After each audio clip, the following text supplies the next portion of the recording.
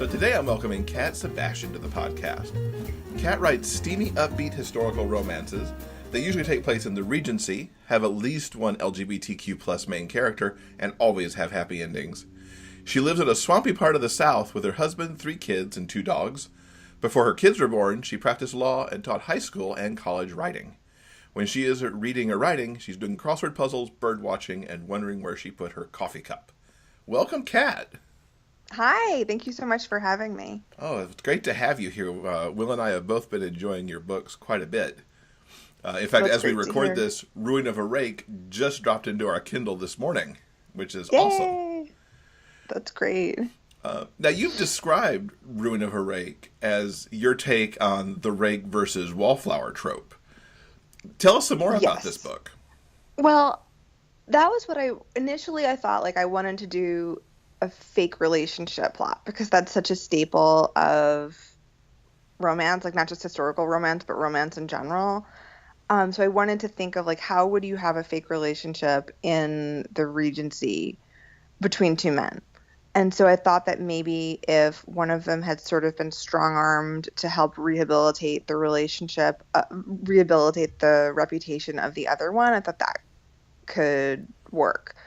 But then like as I was writing it, that aspect of it seemed like it didn't really make it to the forefront. And so what I really was left with was my wallflower character turned out to, usually you would expect the wallflower to be like a sweetheart, like a nice, at least like baseline niceness. And Julian is not. Like he's insensitive and cold and rude, and I have never ever had so much fun writing a character like that. And so he sort of took off. Like, you know, the Courtney, the rake, is relatively decent. You know, he does not get up to much raking over the course of the book unless it's with Julian. And really it turned out to be a different story than what I had planned on, which is always nice as a writer when that happens, you know, when you're like, oh, like my initial plan was okay, but that's not the story that I had to tell. Mm-hmm. And it sort of took on a life of its own. Was there any particular inspiration for this book, or was it just wanting to go down the path of the rake wallflower? It was like the rake wallflower, and then the idea of the rake being sort of a minor celebrity, where he was well known enough that somebody could have written a Romana clef about his life, and for that to cause him major problems. Like I sort of like that idea because it happened to Byron, you know, and it's happened to other people, especially queer people, you know, throughout history, and I sort of wanted to play with that notion. Mm-hmm. But that's a really vague, that's like secondary, tertiary level inspiration. But it works, so that's what's important. I hope so. To get the things flowing. Yes, exactly. Now, this is your 3rd LGBTQ plus Regency in less than a year, because it was only in September that Scoundrel came out. Right. And it's your 3rd book overall as an author. What brought you into writing this particular genre? I should probably start out by saying that I had never written anything at all until I was 35. Like at all. Like I hadn't written a short story. I had maybe written a couple of half-baked blog posts. But after my younger kids, they're twins, were born, I had really, really bad postpartum depression. And so I started binge reading historical romance. Like it was just like medicinal doses of historical romance. And like we're talking like a book a day, just pure escapism, just opening my veins and like dumping in like Julia Quinn and like Lisa Kleypas. And it was hugely satisfying to just read happy stories. Like it works out. Like no matter what happens, it works out. And like when you are at rock bottom, it is super validating to see other people who go through hell and make it out alive. And then when my life was kind of resembling normal and my kids were like in preschool and kindergarten age, I found myself with like what felt like a crazy amount of time on my hands. Like I have a couple of hours to myself every day. And so I said, you know what, like maybe I'll try writing a romance. And I tried, and it was, predictably very, very bad, and it didn't that one will never see the light of day. But then I had been I had been reading, I had moved on to reading a lot of Jordan Hawk and KJ Charles, and also I had reread Ellen Kushner's Swords Point. So I had all of these like historical queer people in my mind, and I said, maybe this, maybe this is the story that I want to tell. And that was The Soldier Scoundrel. That's really tremendous. I think that gives. I would hope that gives inspiration to people in our audience who are like, I feel like there's a story beat to put out there, and that they go for it. Because certainly with Soldier Scoundrel, as we talked a little bit about before we started recording, that book came out, and suddenly we were hearing about it from bookstore owners that we talked to, and from our contributors who are on the show recommending books. That book, turned up everywhere for us in the fall, and it's awesome to see that a debut novel can just make that splash. And which is like super, like that just like makes that just, like my heart grows 3 sizes whenever I hear that, right? But like it also isn't. I feel like when we talk about, do I have a novel in me or that kind of thing, we're usually talking about something that's personal, like a personal novel. And Soldier Scoundrel totally is not. Like it is just a story that I told. You know what I mean? Like it's a story that I told. Like with like later on, like with Lawrence Brown and like definitely in The Ruin of the Rake, like I feel like I have like that's more, those stories are more personal to me. But Soldier Scoundrel was like a fun story that I wanted to write, and that I said like to hell with it. Like I have no idea if there's a market for like really tropey gay regencies, but like whatever, I'm gonna write it, gonna submit it to agents, see what happens. And like I said, I really hadn't written before that, and so I didn't even really know whether what I was writing was like readable, like so, but I have been delighted that it has, that people have liked it. Like that's extremely gratifying for me. So I'm an oldest child, and I really like head pats, so it works out. It works out really, really well.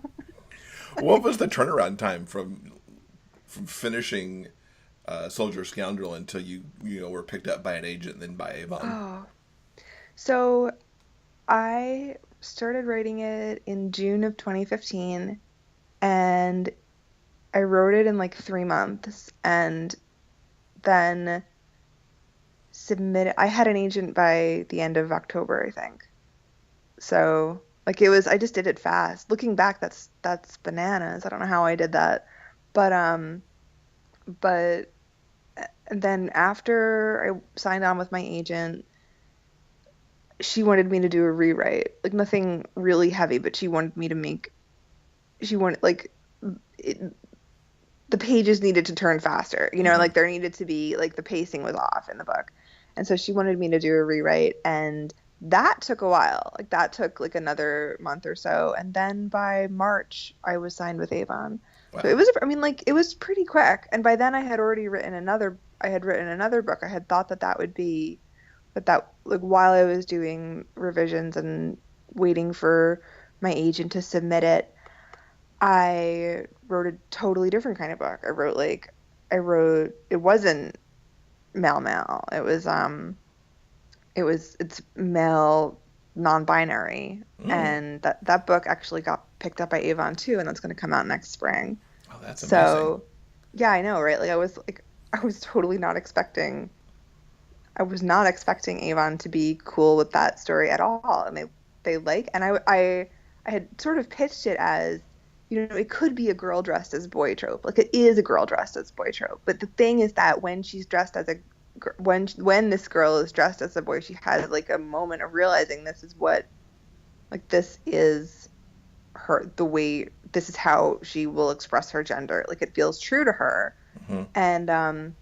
And I was expecting Avon to say like maybe lean away from that, and my editor said no, like lean into that. And so I have been consistently delighted by how queer Avon likes books, you Hmm. know? Like, because they're a big five publisher, you'd Yeah. expect them to want to, but like but like they recognized a market for it and they have been all in, which has been delightful. And my editor in particular is just like a joy.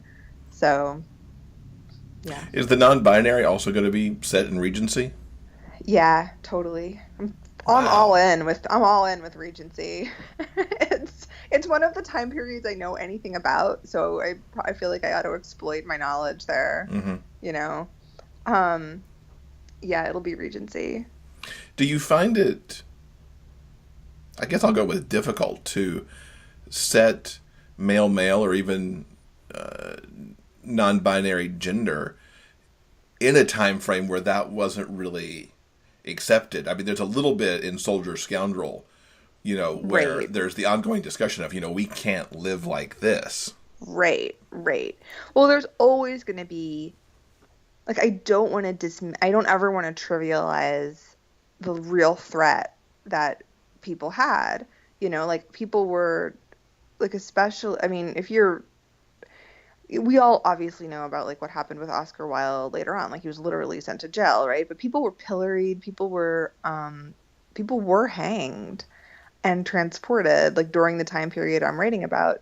And like yes, the characters that I'm writing about probably do have resources or money enough to finagle their way out of any kind of prosecution, but that threat is still there. So I want to make sure that when I'm writing their story, they don't expose themselves to risk. And I also want to make sure that their happy ending encompasses a way for them to be secret and safe. Hmm. And for some people, that is not going to read happy. Like like for some people, that is just not going to be enough. Like the need for secrecy is a deal breaker. And I respect that. Like for some people, that's going to feel like vaguely traumatic.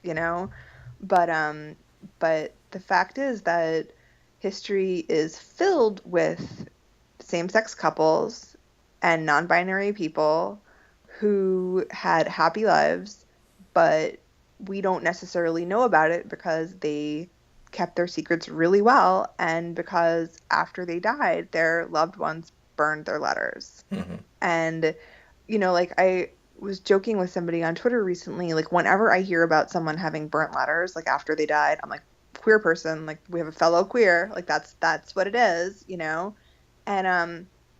And because that's what you would have to do is like you would have to make sure your tracks were well covered. So I have no idea what question started us here, but I I feel like I wanted I want to honor that like that tension between like secrecy and the happy ending. Hmm. The need for caution and the happy ending. So that's a balance that I try to strike. Hmm. And you answered that question perfectly. So, good Yay! job. Hooray! So, we've got a question from one of our patrons. Okay. Now, Ellen's a little concerned this might be spoilerish. So, if Okay. you don't want to answer, you get to opt out.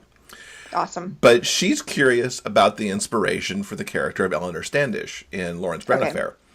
And is curious if Lady Standish is based on any real life historical figures, perhaps any of the women scientists of the day who, had to hide their genius behind men.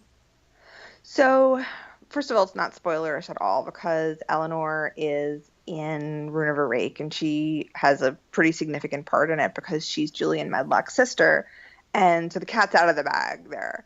Um, Now, she's not inspired by any particular woman, although there were women scientists at the time who were working alongside either husbands or brothers. And I can't think of anyone who, like Eleanor did, was operating on her own and just assigning all of her discoveries to a husband who may or may not have known about it. Um, but it's the kind of thing where you wouldn't necessarily know. Like that's something that would have been concealed. And my critique partner, who is a geologist and just a big fan of historical science ladies, said that the only way you could find out would be by looking to see which men in that time period only started making discoveries after they were married, right? And I have to imagine that somebody's tried to do that, and I haven't heard about it, but so in short, there's no particular woman that Eleanor is based on. However, what she's doing, which is like she's doing science, and it's under a male name that would have been typical, except that the guy would have been around and present and also a scientist. Okay, like a partnership, we'll call it. I like that she is struck out on her own, and just making that work. I mean, you see that we've seen that a lot in fiction over the years. Of the woman who has to have the male kind of, and even in the real world. I mean, you look at J.K. Rowling trying to be not a woman for a while, right? With Harry Potter. Yes, exactly. Like the male pseudonym is a big deal, for credibility and all of that. So for sure. Yeah.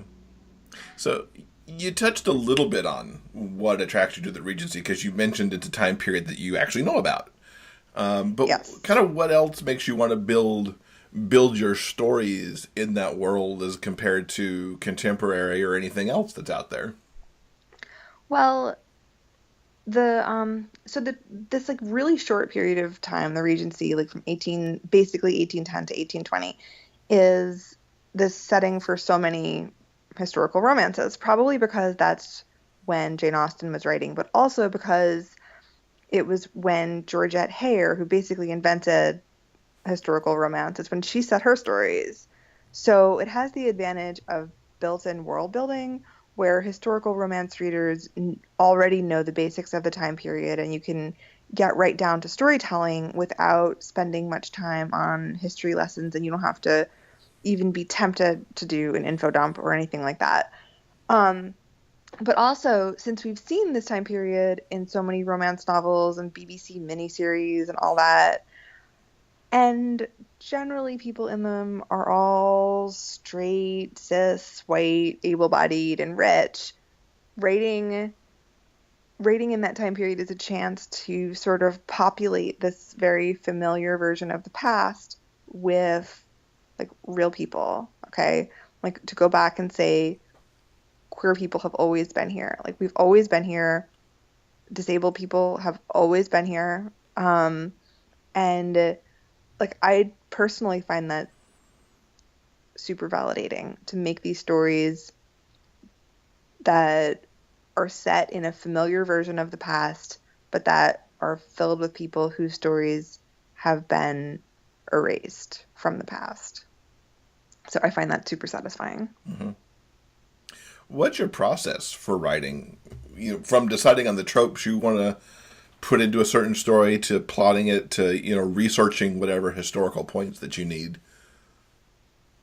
I usually start with a concept. Like for The Soldier Scoundrel, I knew I wanted to write about a Regency era fixer, and I went from there. And like he was Jack the Fixer was who I knew I needed, and then I paired him with like the last person on Earth that he would ever want to fall for, or even spend time with, or even think about. And then from there, like from that pairing, I gave them a plot that would expose all of their weaknesses, like all of their prejudices. And that's basically how I did Lawrence Brown too, where I started with a concept. In that case, it was Beauty and the Beast, and then I filled in the plot details as I went.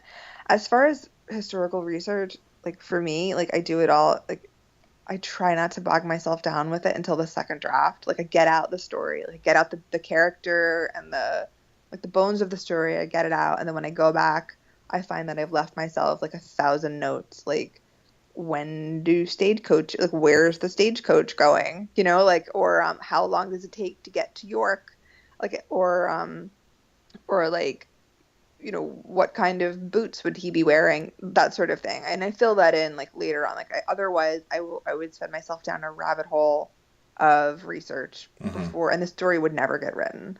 So that's so far as the process that's worked for me. But I'm not married to it. I could see myself maybe one day getting totally invested in some minor historical detail and then building out from there. Are you more of a plotter or a pantser? Because you mentioned with Ruin of a Rake that you started kind of in one direction and then you ended up somewhere else. I'm like a committed plotter. It's just that I'm terrible at it. I plot the hell out of everything that I write, and it's just that I wind up changing it at about, certainly at the 50% mark, and then like anything, like the whole third act, I'm always wrong, like laughably wrong. I'm yet to outline a third act that actually makes it into the book. But I need to have a structure, even if it's a wrong structure. I need to have something that I'm following, especially at the beginning when everything is wide open, right? Like you could be writing any story in the world. Like I need to have limitations, and outlining helps me with that. But there's then I retrench, and so it's really the worst process possible, because there winds up being, for every book, there winds up being at least 10,000 words deleted, like, and written with, and then replaced with a different 10,000 words, which is really a crap process, but it's the process I've got. So here we are. And I don't think you're the only one with that process. Yeah, I don't think so either. Like whenever I mention it, everyone's like, "Oh yeah, those 10,000 words that we all cut." Like, so I guess this is standard. If you're lucky, you get away with less, perhaps. But there's usually, a good chapter 2 or 3 that just get chucked in favor of something else. Always total garbage, right? Like just a chapter that is just like it's all wrong. The thing to do, if you can, is to just repackage those and call it like, bonus material. Like, here's the deleted scene. Right. Like, I do save them. Like, I save the words as if I'm ever going to have an opportunity to reuse them. Like, that will never happen, but I save them. Oh, absolutely. So, I can't bear myself to totally delete them from the world. Because, they were important once, and, maybe again, maybe. Right. Who knows? Could happen. Now, how much do you try to stay historically accurate versus fictionalizing? So, this is a sticky issue. Like, I'd say that I write an optimistic version of the past, but the stories that I write could have happened. It's just that I'm not writing worst case scenarios. I'm writing best case scenarios. So every character I have has somebody they can be open and honest with, and that is not something that necessarily would have been average or typical for queer people in 1815. Mm-hmm. However, it's not out of the realm of possibility, like all those people who burnt their loved ones' letters after they were dead, like they knew why to burn those letters, like they knew that there was like a secret life and all of that. So I'm working with an optimistic, hopeful version of human nature. And I try not to write anything that couldn't have happened. Sometimes I get that wrong, but that's not intentional, right? Sometimes I do put words in my character's mouth in a way that wouldn't have been possible in 1815. But like we all do that, Mm-hmm. That's, I think, typical for historical fiction in general. Like we're not trying to necessarily replicate a novel that could have been written in 1815. And then there's things like I really don't like the word pantaloons. Like I find it really unappealing. So even though my characters would have been wearing pantaloons, like I will not acknowledge that. So they're in either trousers or breeches, and that's just the way it's going to be. So, which I know probably annoys some people, but I have not yet gotten that email, so I guess it's okay. Well, maybe now that you're saying it, you're just short circuiting ever getting it in the first place. Right, it's just not happening. No panel-ins. Hard ban on panel-ins. Now, the first two books are already out on audio. Soldier Yes. Scoundrel's been out for a while, and Lawrence Brown Affair, I believe, came out in June. Yes. You've got a terrific narrator with Gary Furlong. He's awesome. It's ridiculous. When we were listening to the like they send you samples. Like when you're looking for an audiobook narrator, they send you samples where they read usually a scene. And everybody was great, but then we get to Gary Furlong and we were like, "Oh my God." Like he was and is amazing. And so he's been a delight. And like as totally awkward and bad as it is to listen to someone reading your words out loud with Gary Furlong, it is a delight. And also I'm an audiobook listener. Like I'm constantly listening to audiobooks. So just the fact that they exist in the first place, like just the fact that my books are in audio in the first place is beyond awesome to me. Mm-hmm. Because, I'm a huge fan of audiobooks. Well, I was going to ask what it's like, having not only having your works performed that way, but what you personally thought of them. Because you're right. Some authors love to hear the performance side of their work, and others are like, okay, he sounds fine, and I'm done listening to that now because I can't. I'm like probably the latter camp. Like he sounds fine. Like this is great, but I can't do this to myself. Like I can't. Because I don't like to reread anything that I wrote either. It's just you see all of the, you see the parts that you would have changed. Like people yesterday were screenshotting their favorite bits of Rune of the Rake to me, and it's really difficult to look at it and say, to look at it without an editor's eye. To look at it and say, that's fine, because really what I see is I could have said that in with like 20 fewer words and all of that. Mm-hmm. So yeah, I'm not ever going to sit down and listen to an audiobook of mine. It's not going to happen, but I'm delighted that they're out there. And that you really scored with the narrator. Yeah. 100%. Fantastic. Yeah. It's amazing. So you dropped a few hints about what's coming up next for you. You've mentioned the non-binary book, and I believe something else. Can you get more detailed on what's coming and kind of what the schedule is? I have a lot coming up. So there's going to be there's a lesbian novella coming out in the fall. Okay, I wrote it about one of the side characters in Soldier Scoundrel. She's the lady's maid who is on the make, and she falls in love with a companion, with like a lady's companion, and they steal things and redress wrongs and have fun and fall in love. And that I will almost certainly be self-publishing, and it should come out at some point this fall, depending on when I can get my act in gear. And then in December, a new Mail Regency series starts, and that is a grumpy sea captain and a vicar, and it's like loosely based on The Sound of Music and Grantchester, which I have no idea if that appeals to like anybody except me and like maybe 5 other people, but that's December, and it'll be another 3-book Regency series in like the same general mood as my previous Mail series, just with a different cast of characters and a different set of stories. And then in the spring, I'm starting another series also with Avon, and the first book is a male non-binary pairing, and then the second book I think is going to be straight up like male female, but there's no possibility that they're both going to be straight.